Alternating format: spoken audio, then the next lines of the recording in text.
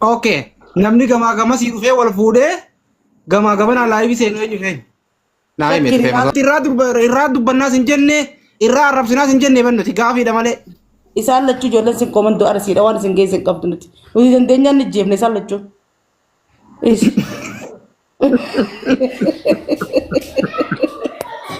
Isaan lachuu ni jeefna. Nuti yoo hiree hirkanne isaan lachuu ni jeefna. Maayikis ni jeefta haadha faatees ni jeefte jechuudha.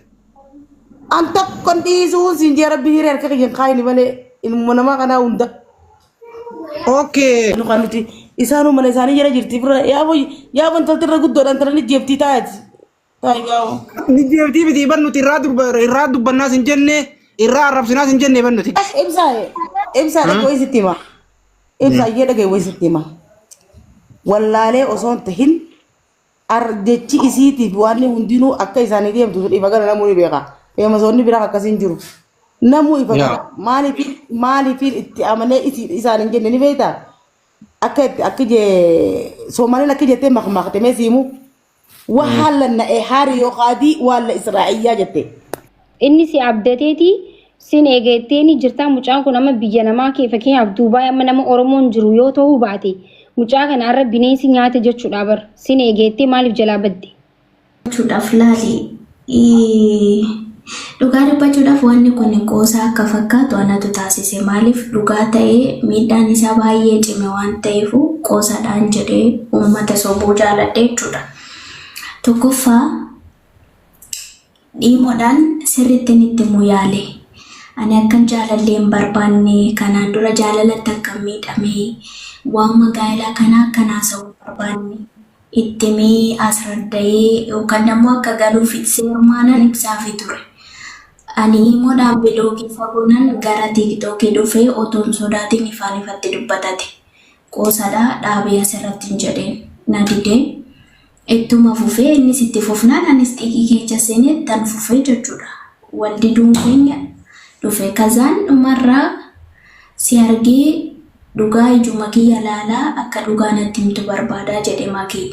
Jennaani ijuma isaa laalee tananii ani sin barbaadu sin jedha kootu bakka Dubaayin jedheen akkuma qoosaa ta'e jechuudha. Baree meeqaffaatti birrii 300 fi 30 irratti galchee waan hundaa fidee dhufe jechuudha. Anis otoon turiin waraqaanii akka dhumuuf hin taasisee Dubaay dhufe. Si deebi'ee? Malee ati akka isin jaalanne itti himtee jirtaa jechuudha. Sirrumatti. Dheeraa carraasiif kan akka hin jaalanne itti himtee jirta. Yoo na jaalatte Duubaay kootu hin jenneeni? Hin jenne ija kee yoona si argeetu ijuma kiyya laalaa dhugaan dhugaatti yoo natti himtee yoo sin jaaladhus jette yoo sin jaaladhas jette si ijuma kee laalaa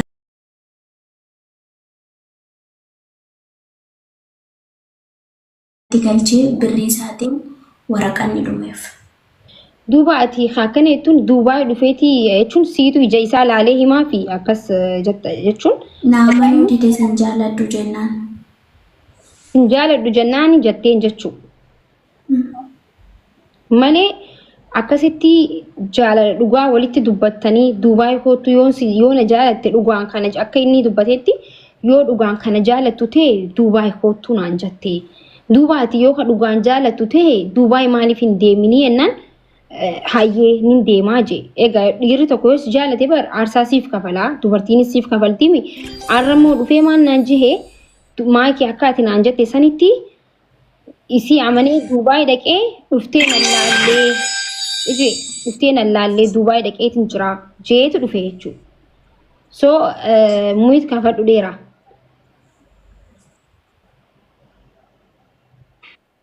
Akkas ture maakii. Sijammer viidiyoo nu raabbateera. Jechuun michoo kana nin jaaladha. Ishiinis na jaalatti. Ture. Dubaay yoo dhufe bakka waan kaffaluu qabdu waan gochuu qabdu goota amma koomantii barreessuu danda'u. guutaa akkuma dhaaba guutaa.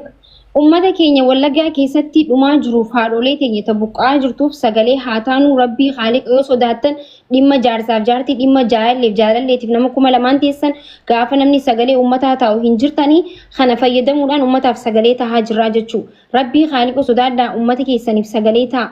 Ummanni keenya qabeenya qaburraa mancaafamaa jiranii haadholeen booyaa jirti. Guyyaa tokkotti nama 30 dhumu jira. Allahan firu Rabbi sodaadhaa sagalee taa'aaf. Jiddu yoo akka sagalee dhageessine malee hin ta'u itti fufi. Rikeedha. Innaa warri immoo zalaa gowwaa ittiin isintu gowwaadha. Gisee tokko narraa dhoowwe warra koomantii kana. Okay. Koomantii haa cufu moo akka warri koomantii dhiisaa waan akka kanina dubbii nama narratti dhaggeeffadhaa usaati. Okay. Maal jechuun barbaade beektaa maakii? Jaalalli gowwaan immoo gooti ta'eera bakka already. Namni kalee ofiyyuu baaseen kenna miti. Maaltu nama dinqisiisee? Biyya tokkorraa biyya tokko deemuun dhiisitoo namni koo kaleesaa qaama isaa keessaa baasee nama jaalatu ni kenna bakka. Jaaladhe bakka. Dheeraa amma gaaffii si gaafadha. Obboleettiin teenyatuun seenaan sin jaaladhu osoo sin jettuuti osoo si himtuuti haatee deemte moo sin jaaladhaa jaalala kan kee jaalala naa qabdu hootu asitti naa ibsii sin jettee si darartee achi dheeyxe moo osoo sin barbaadu jettuutu haatee dheeyxe tana nu deebisi. Sin jedheera parsantii 50 jaalala naa ibsite 50 immoo lakkeetti guyyaa tokko fuula ifaa fi jaalala hoggaanaan jette guyyaa tokko immoo faallaasanii ta'ee osuma jiru garuu maaltu piroomiisholii galle yoo liiv irratti kan waraabame jira yoo dhuguma na jaallatte jechuun bakka yoo dhuguma na jaallatte Dubaay dhufuu dandeessaa bakka nan dhufa garuu yeroo dhuftu naan jette as deebitee ta'uu danda'a dhiisuu danda'a. Ta'uu danda'a kan waraabame jira bar warra argan dhugaadha jechuu danda'u. Okay bakka rakkoon qabu.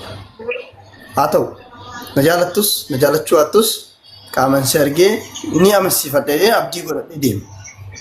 Isheenis ni eegette. Yeroo achi ga'utti garuu na eeguu hin dandeenye madaamin tiyya na eeyyamuu hin dandeenye jette. Anas gidduu sanitti aaree guyyaa 2-3 booda bakka bilbila ishee bilookiin godhadhee kara biyyaatti akkan deebi'uun jedhee deebi'ee garuu asirratti dhufanii walitti nu araarsanii araarri keenya immoo araara obbolummaati. Innaa nama sammuu nagaan jira. Waan ishii rakkatti ishiitu beekaan hin beeku. Hundumaafiyyuu akkas maaki malee akka ishiin jettu kanas miti. Jaalala hayyee dhaggeeffadhu jaalala waliin dabarsuu turtan keessatti jaalala isiin baatii jaana waliin dabarsitee jirti. Baatii jaama obbolummaa na waliin dabarsiteetti. Baatii jaa akkam naan galle ogguu duraa obbolummaa ture. Baatii jaa obboleessa turtanii obboleeyyan taatanii baatii jaa immoo jaalalleewwan taatanii. Dhiyoota ja'aa fi wal janajjanuun jira mitiire wajjin haasawaa waa'ee fiqirii.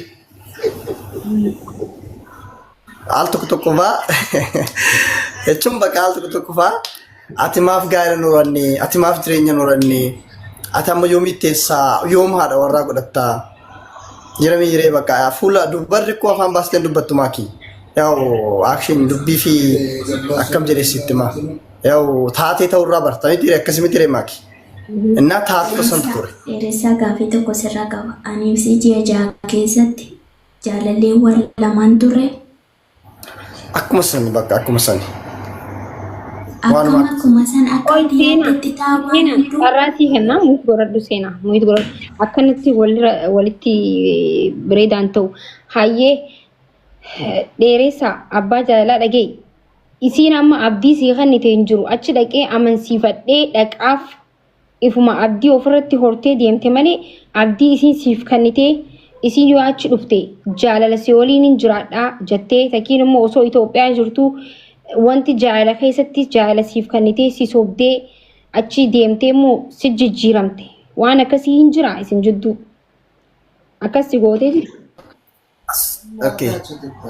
Sumaan warri 2006 jirtan uummata Wallaggaaf sagalee ta'aa. Sagalee ta'a adiraa keessa sagalee ta'a. Innaa maaltu jira mi'aaki beektaa? Parsantii 50 jira. Fakkeenyaaf achi deemee maybe aniif si wajjin jiraachuu dhiisuu dandeenya maybe jecha jedhu jira. Deebi'ee immoo yeroo bakka ani ishee wajjin jiraanna jettu jira. Jira mitiiree bakka amma ganama gaararraa beektaa? Gaararraa yoo agarte nama diimaa fakkaata. Gaararraa nama gurraacha arge gurraacha fakkaata. Bakka እንደዛ ነገር ነው.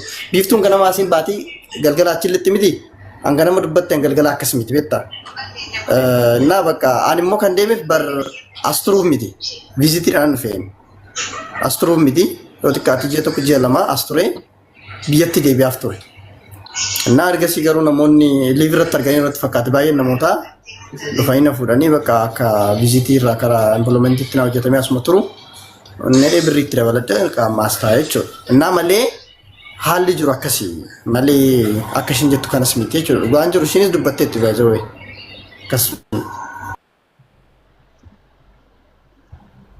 Hayyee akkana yoo ta'e Jala warri turtan meesti warri duraan jala turtanii dhaggeeffachaa turtan.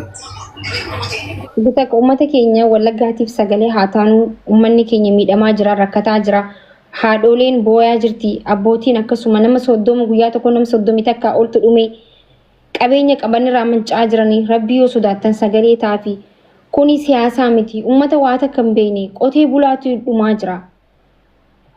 Ummata kana malee biyya hin taatu ummata kanaaf haa dirmannu saa isaan nu barbaadan amma saa isaan ilmaan kiyya nu iyyadhaa jaan amma dhimma dhuunfaatiif wal geenya dhimma sabaatiif wal hin geenyu yaa Oromooti yaa Rabbii Khaaliqa sodaadha.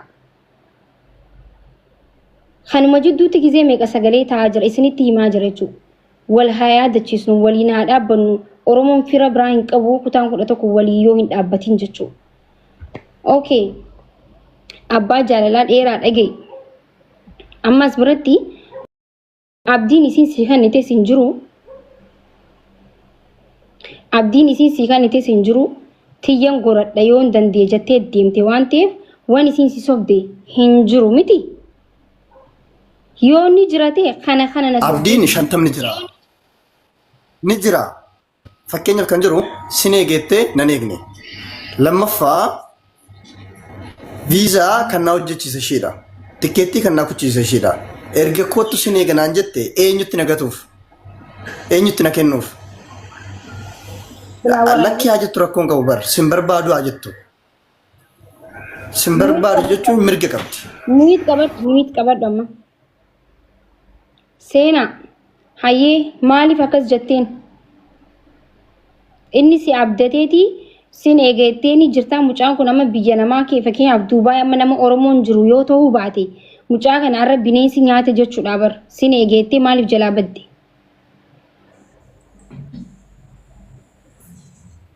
Jettee jirtaani Gini akkas jettee jirtaan immoo akkas jettee jirtamoo kijiba sirra kaayaa jiran nu himime. Sarako ani maki በጣም ተሲ ከበጃ መነቂ ከሰት ጀቻ ሀማ ተኮስ ፈየደሙን በርባዱ ገለቶሚ ሹክራን ተኮፋ ዴሬሳ አኒ ጋፉማ ኢትዮጵያ ዳካቱ ሴና አብደቴ ሴናና ጃለቲና ወጅን ጅራቴ ጀቴ ቱካቴ ኢትዮጵያ ራ ዱፋ ጅርታ ታናን ኤርፖርት ኬ ቸጋፋ አውሮፕላኒ ያበቱሳን ኢትያዴ ሲንጀዴ ሲቲ ዱበዴራ Tokko maakii yoo poroosesii fixee fi gaafuma xiyyaara yaabbachuudha ka'uusaanuu jechuudha. Seenaan na wajjin jiraatte taate jettee too amanteetuma guutumaa guutuutti fudhattee xiyyaara seenta taanan ani si wajjin karoora jiraachuun qabu dhaabi dubbii kanaa. Gimii waliin teenyee haasofna yoo ta'e dhugaa hin fudhatta yoo ta'e koottuu jecha jedhu jedhe. Inni lammaffaan 60 na jaalatti 60 na jaalattu kan jettu. Ani dhiirotii gaafolee jaalalaa naa dhiyeechan sitti himaan turre dhuguma dubbachuudhaaf jechuudha. Waan jaalalaa waan akkasii ana keessa hin jiru. Of keessa illee ani akka obbolummaatitti onaan si kabajee jaalalaa sitti haasa'uu seenaan na jaalatti jettee sammuu keetitti dhibbaan dhibbatti ufamansiiste malee ana bira inni sun hin jiru. Oi sanii miti waan ansi gaafadhe qofa deebiseen ati sin eegattee jirtaani piroosesii yoo maaliif fixxeef mucaan kun si biratti akka deemu ni beektaa akkas jaalatu ni beektaa. Baazawee firii biizaa yookiin immoo gibeenyatti biizaadhaan dhufe. Oye guutaa gaafii si gaafadha shidhiifama akka si biratti deemu amma nam tokko ana yoo na jaalatee naa jecha biyya tana dhufu jiraate sin jaaladhu gurbaan irraa dhaabbadhu hin jaan yoo dirqiidhaan ka dhufu jiru jiraattee immoo waan inni eegalate san keessa hin seenuan inuma hin seenu si galee mucaa kana yoo jaalatu baatu ta'e maaliif piroosesa san keessa seentee maaliif piroosesa fixxeef maaliif sin eega jetteen maaliif abdii kanniteef kunu piroosesa inni eegalate keessa mucaan kun hojiidhaaf deemaa jiru waan biraatiif deemaa jiru jaalala keetiif dhufaa waan jiruuf maaliif akkas goote ati Oro dallaalota biraatiin jammaroonnaan hin jammarin gara viizaatti hin dhumtu ni aanumtu si xumurii nan dhufa hin dhufta taanaan kan dhufuun immoo viizaa gubinyatii ni miti viizaa firii viizaatii ni miti kanaafuu maalan jedhe eerpoortii guyyaa san sa'aatii bararaa isaatirratti namtittiin akka tasaa seenaan deemtu yookaan immoo seenaa waan akkasii sun na mudate har'a manaan bahini jette namtittiin ta'u barsiistuudha namtichi eerpoortii keessa hojjeta inni bararaa deemee isheen hojii deemte jechuudha dirqama daa'ima qabuun qaba. Naa bilbilamee dheeressaa natti hin tolu namni si bira jira jennaan naan jedhe toleedhee eenyu akka fuudhee gale hin beeku fuudhanii galanii bootaa ga'eessan lookishinii naa erge dhugaa jiru sitti maali maakee lookishinii naa erge bootaan ani hojjedhurraa qoisiifa fixa bootaan ani hojjedhurraa daqiiqaa 16 ta'e bootaa sanitti deemee haga achi geechi rakkoon qabu bakka nan dhufa boru ganama har'aaf achi buli. jedheeni tole jedhee lookishinii daqiiqaa 16 naa ergeet bakka narraa fagoon jirtu nan dhufa boru jedheeni dhimma kana kanarratti cufnee akkam nufuu diddaa maal jedhee jecha waan hin taane naa barreesseet silkii isaa cufee hin badee jechuudha. Haga saniin booda isa argachuu danda'e. Gaaffii nan si gaafadhu sirriitti deebisi maal si jechuun jiru ni beektaa? Tokkoffaa sin eegeetteen lammaffaa immoo piroosesa inni eegalate keessa akkasiif jecha dhufu osoo beektuu keessa seente. Kanaafuu mucaa kana duraan jaalachuu turte moo inni waan si irratti si aarsee amma immoo erga dhufe booda waan si aarsee irra jibbite takkiin immoo jaalala isaa wajji eegaluu hin qabneetu jira moo eega yoo jaalachuu baatteen hayyee maaliif piroosesa kana keessa seente maaliif hin dhaabbatu? Sitti meeqee piroosesa kana dallaalatti kenna jedheetu dallaalatti hin kennini birrii kana nyaatamini anatu gama kooti si ficcisiisa jedheeni. Maaliif ficcisiistaa mucaan kun si jaalala keetiif dhufuu jira bar? Hin dhufin jedhee itti mee homaaki? Ficcisiisuu keessa seenumaa hin qabdu yoo mucaa kanaaf jaalala qabaachuu baatte. Tole badiin koo isaa tole jedhee fudhadhe. San balleessee jirta jechuun yoo jaalachuu baatte maaltu jiranii ta'anis dubartiidhaan waan barbaanne tokko dubartiin dhuma sagal irraa fagaanna si galee waan nama osoo nu aarsuu faayoo waan san godhe dirqiidhaan see yoo du'eewu nama jaalanne tokko dubartiin yoo nama jaalanne tokko yoo du'eewu naasuu hin qabduuf nama jaalattu yoo hin ta'iniif jechuudha. Soo mucaa kana yoo kadhu waan jaalattu ta'e immoo waan sirreeffamuu qabu yoo ta'e dhugaa walitti himaatii waan sirreessuu qabdan sirreessaa waliin jiraadha. Yoo garuu hin barbaadu akkanumatti piroosesa immoo dogongoreetii yoo keetti taate dogongora kee hin fudhan. Saniifuu mucaa kana hin jaalattu jechuudha moo hin jaalatta seenaa. Oroo ani miira jaalala obbolummaarraa kan darbee na keessa hin jiru. Uummata keenya Wallaggaatiif sagalee ta'a bika jirtan ijoolleen Oromoo uummanni keenya rakkataa jira uummanni keenya qe'ee isarraa buqqaa jira nama 30 altu halkan tokkotti dhume ammallee namni keenya rakkoo keessa jira qe'ee fi qabeenya isarraa baqataa jira.